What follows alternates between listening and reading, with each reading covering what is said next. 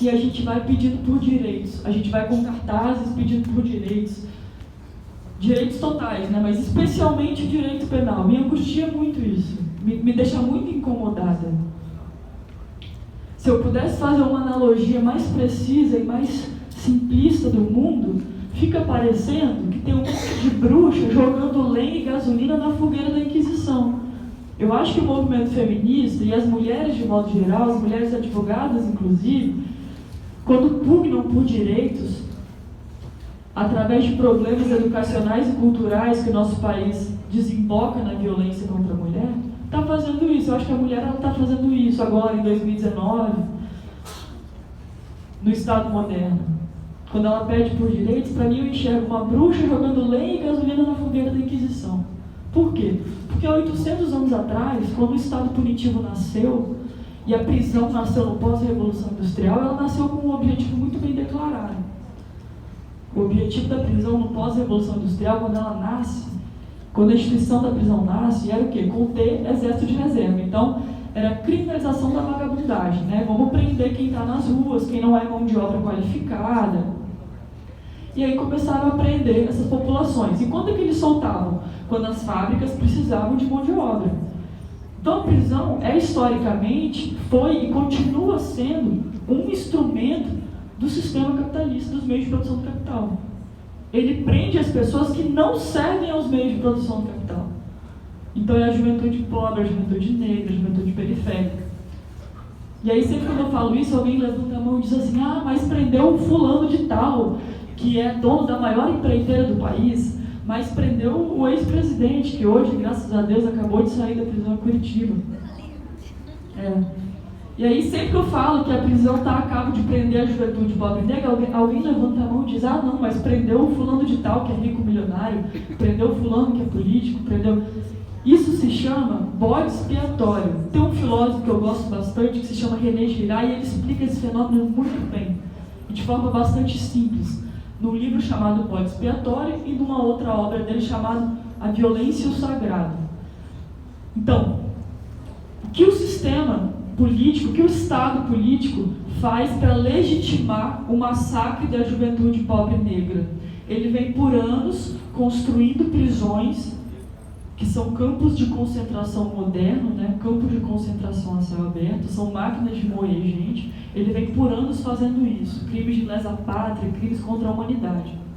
E aí, quando a gente está na véspera de explodir uma manifestação, uma revolta popular, o que o Estado político faz? Ele vai lá e prende alguém importante, porque é um recado.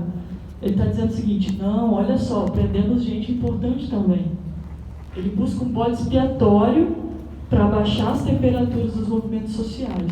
E o que me entristece, entrando agora mais no tema, entre o direito penal mínimo e máximo, é que a nossa classe da advocacia, de forma geral, tem sido sequestrada por esse imaginário punitivo. Isso me preocupa bastante. Ontem mesmo eu comecei a falar sobre isso, acabei não terminando por conta do tempo, mas eu comecei a falar sobre isso e eu comentei com alguns colegas depois do jantar o seguinte cenário. Há pouco tempo atrás, o Conselho Federal da OAB aprovou um enunciado que pretende negar as inscrições dos quadros da ordem aos advogados que estejam investigados ou sendo processados por agressões contra mulheres, idosos e população LGBT. Veja bem, Elias, não é com trânsito em julgado, sabe? São meros investigados e processados. Então, o sujeito que é estudante de direito, que estiver sendo processado, por exemplo, na Maria da Penha, o Conselho Federal da Ordem quer que esse sujeito não possa se inscrever nos quadros da ordem. E aí depois o Conselho Federal da OAB vai lá no STF espernear por causa da presunção de inocência. Só que a presunção de inocência não é um instrumento que a gente pode usar a bel prazer, quando está para nos beneficiar, para beneficiar os nossos clientes. É cláusula pétrea. E parece, para mim, que a nossa classe, principalmente a advocacia como um todo, eu acho que a advocacia criminal ela até tem se unido bastante em prol dessa demanda, dessa luta, tem se vendido por isso, tem sido sequestrada por esse imaginário punitivo. Isso é absolutamente preocupante. Primeiro porque o direito penal não vai dar cabo da violência, não vai dar cabo da violência, em absoluto. A gente tem exemplos empíricos, eu poderia ficar aqui 1 hora falando de vários exemplos, mas a Maria da Penha é o maior deles. A lei tem mais de 10 anos de vigor no Brasil e os números de violência continuam crescendo estratosfericamente. E como se deu, por exemplo, o processo legislativo? Vou dar um exemplo agora do que o Estado punitivo faz com a gente. Eu fui aluna da professora Carmen, que ajudou a escrever a redação da Lei Maria da Penha. E a redação era muito boa. Ela previa, por exemplo, auxílios e assistencialismo à mulher em situação de violência. Por quê? Porque a mulher que procura o Estado punitivo para se defender de uma agressão, ela é, em 92% dos casos, uma mulher vulnerável.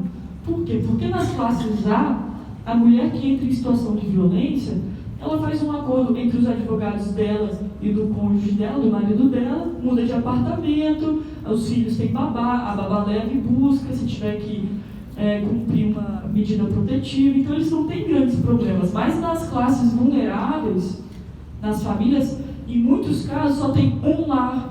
O pai, apesar de ser o agressor, é também o provedor do sustento da família. Então a Carmen escreveu essa redação com várias propostas assistencialistas e de auxílio para essas mulheres. Só que aí aconteceu o pavor que a gente tem na advocacia criminal. O processo legislativo foi para a mídia, passou no Jornal Nacional, e o Brasil conheceu quem era Maria da Penha Maia, uma enfermeira que levou um tiro no pescoço, ficou tetraplégica. Como não havia legislação a esse respeito, o companheiro voltou para o lar e tentou eletrocutá-la embaixo do chuveiro, ela já tetraplégica. E quando o Jornal Nacional noticia isso, a população se torna massa de manobra punitiva. O povo vai para a rua querendo o quê? Tem que aprovar a Lei Maria da Penha, tem que aprovar, tem que aprovar. E aí o processo legislativo, que poderia ter durado meses, foi atropelado. E para que pudesse ser aprovado com rapidez, cortaram os programas de assistencialismo. Então, a única coisa que a Lei Maria da Penha faz hoje é punir o agressor. Mas aí eu pergunto para vocês, para que serve a punição? Do ponto de vista da vítima.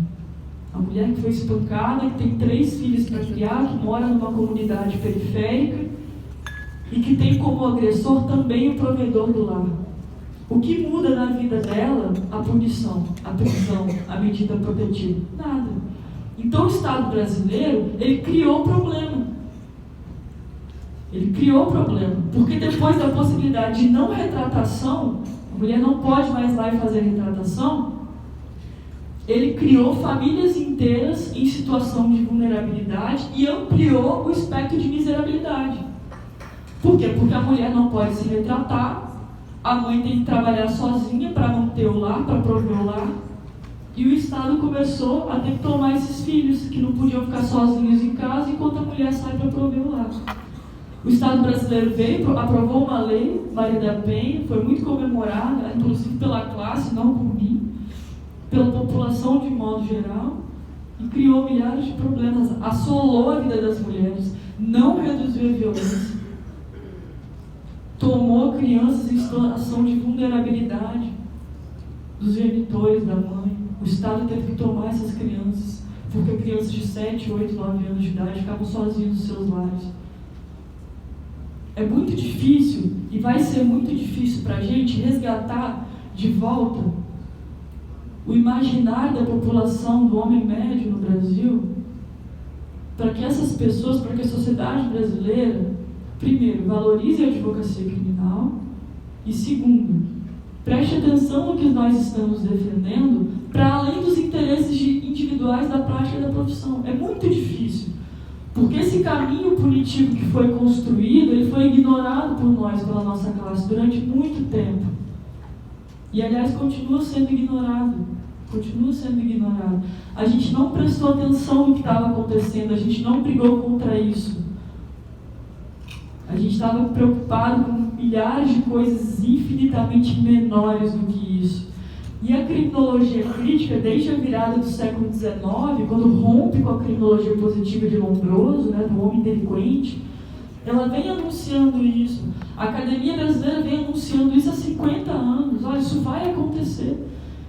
Se a advocacia, se os acadêmicos, se os jurídicos, se os intelectuais do direito não prestarem atenção e não começarem a combater isso agora, vai chegar um momento em que a população brasileira vai apoiar tudo que houver de punição. E a gente está vivendo esse momento. E aí agora, a classe, principalmente fazendo o recorte da advocacia criminal, parece estar bastante insatisfeita com isso. Quando alguém vem reclamar comigo, eu digo, mas o que você fez para lutar contra isso? O que a OAB fez para lutar contra isso? A gente não fez nada. A gente não fez nada. Eu dou exemplos políticos porque eu gosto muito deles, porque eu gosto muito de falar em prisões políticas, porque, inclusive, para mim, toda prisão é uma prisão política. Toda prisão é uma prisão política. Eu falei isso no Tribunal de Justiça na ocasião de uma sustentação oral minha de tráfico de drogas. De um cliente pro bono que eu fui fazer, que estava com 20 gramas de uma substância lá, entorpecente. E eu estudei a minha vida inteira com a classe média alta do meu estado, branca, e sempre vi os meus colegas brancos, ricos, filhos de desembargadores, de empresários, transportando entorpecentes, e ninguém nunca foi preso por tráfico. Então quem está preso por tráfico hoje está preso politicamente. Não é uma política de segurança pública. Ele está preso porque as prisões no Brasil são feitas para prender, matar, torturar, massacrar a juventude pobre e negra. E durante muito tempo a advocacia não se prestou a preocupar com isso. Durante muito tempo a gente não quis saber como isso funcionava. E agora a gente tem sentido isso. A gente tem sentido isso a todo momento. A Vanessa, que me antecedeu, até falou um pouco sobre isso, né? Como nós somos frequentemente humilhados, assediados, injuriados, difamados, caluniados. Eu já nem tenho mais paciência para me explicar, sabe? Não tenho, já perdi há muito tempo. Mas eu sei que isso entristece muitos colegas. Então eu queria fazer uma provocação aqui para que a advocacia criminal passasse a se preocupar com o Estado punitivo como um todo. Porque ainda que a gente defenda nos nossos escritórios, Elias, em boa parte da nossa clientela, uma representatividade que não diz respeito à vulnerabilidade, à miserabilidade, à juventude pobre e negra, ficar silente diante desse massacre vai desaguar na gente também. Vai desaguar na gente também. E tem desaguado nos últimos anos. Tem desaguado. A provocação que eu faço, na verdade, meu Deus, já estão me chamando a atenção aqui. Não acabou. Estou preocupada. A provocação que eu gostaria de fazer, a princípio, é bastante básica, né? Se tem algum advogado criminalista que discorda do que aconteceu ontem no STF, mude de profissão, pelo amor de Deus, está na profissão errada. No fim, a provocação é essa, né? Se tem algum advogado criminalista que acha que alguma prisão é justa, sei lá, vai abrir uma padaria, faz outra coisa.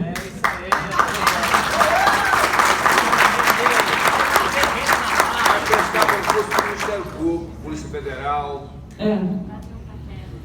E aí, partindo então para o final da fala, porque eu estou com medo de começar a levantar umas plaquinhas, a abordagem geral que eu faço é a seguinte: lá no século XVIII, no pós-revolução industrial, a prisão que a gente conhece hoje, e é a mesmíssima prisão, ela foi criada pela burguesia e pela nobreza para prender, massacrar e torturar a população pobre que não era mão de obra qualificada para as fábricas. Hoje ela continua sendo absolutamente igual, ainda que eventualmente uma pessoa branca de classe média alta vá presa, para que nos dê a falsa sensação de que na verdade a justiça penal brasileira é justa, coisa que não é.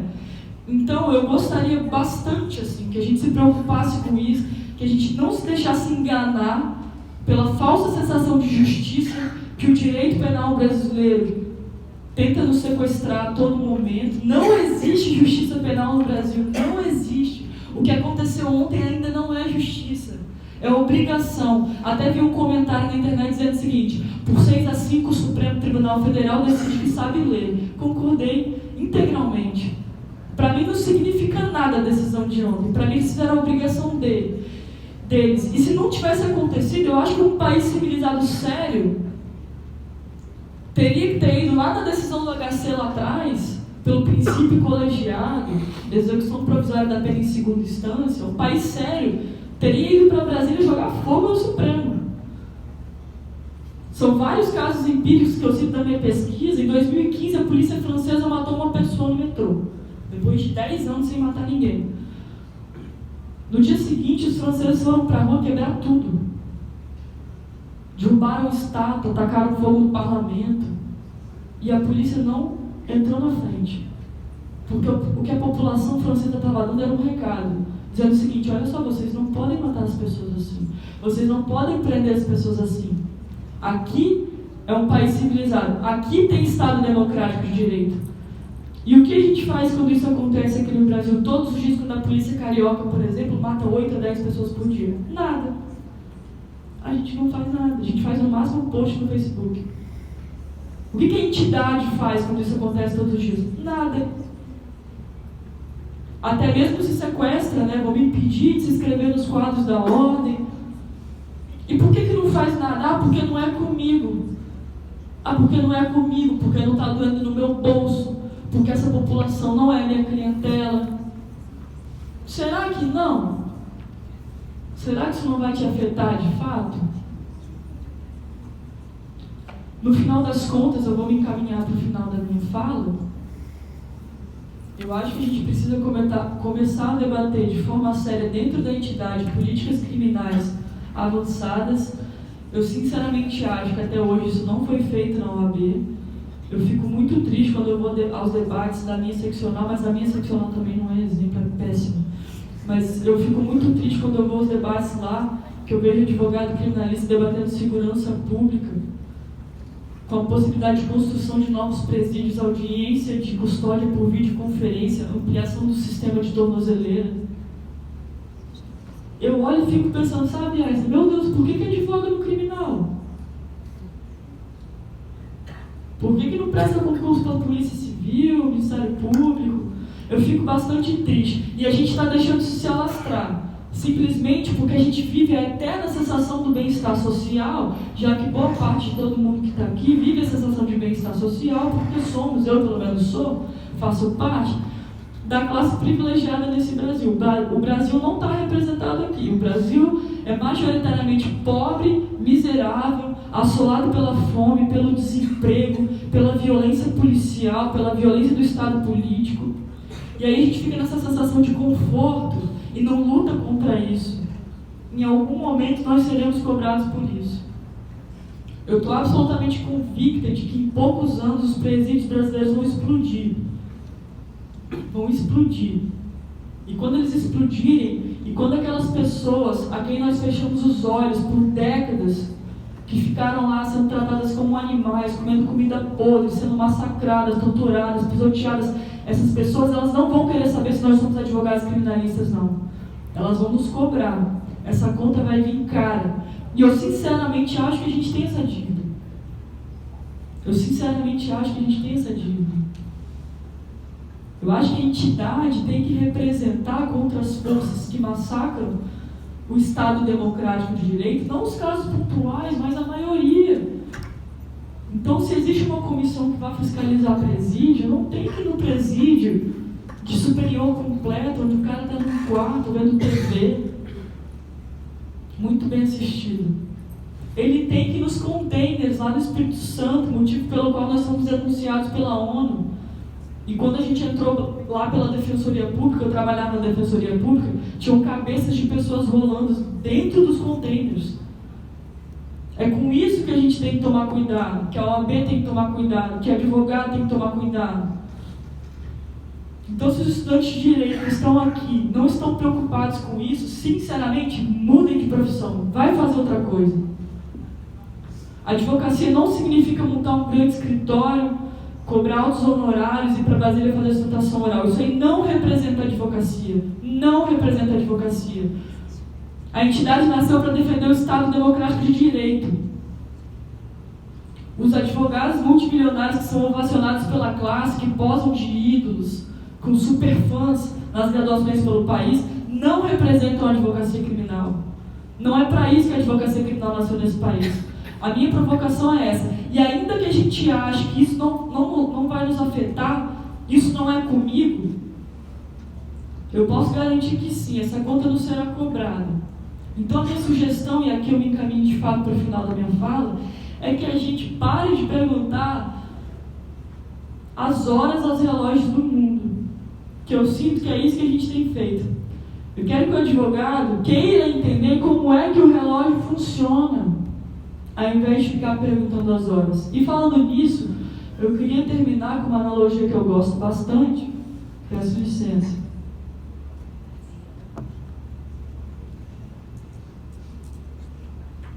De um escritor argentino, do qual eu sou muito fã, que morreu em 2015 sem que eu pudesse tomar um café com ele. Isso me deixou bastante triste. Então esse é um recado que eu quero dar para todo mundo que acha que esses problemas não são comigo. Meu escritório não defende essas pessoas, isso nunca vai me afetar, eu não estou preocupado com isso, a entidade não tem que se preocupar com isso. O recado que eu quero dar se chama Janela sobre o Castigo, que é como eu acho que nós, advogados criminalistas, temos que observar os castigos que assolam a população e diante da qual nós temos virado as costas, dado com os ombros e fechado os olhos. Era Natal, e um senhor suíço havia dado um relógio suíço de presente ao seu filho suíço. O menino desmontou o relógio em cima da sua cama e estava brincando com as peças, os ponteiros, a mola, o vidro, a corda e outras engrenagens, quando o pai descobriu que ele havia desmontado o relógio e deu-lhe uma tremenda surra. Até então, Nicola Roen e seu irmão haviam sido inimigos. Até aquele dia, ele e a irmã tinham sido inimigos. A partir daquele Natal, o primeiro Natal do qual eles se lembram, os dois foram amigos para sempre. Naquele dia, Nicola soube que ela também seria castigada ao longo dos anos e da sua vida, porque ao invés de perguntar as horas aos relógios do mundo, perguntaria como eles são por dentro. Muito obrigada.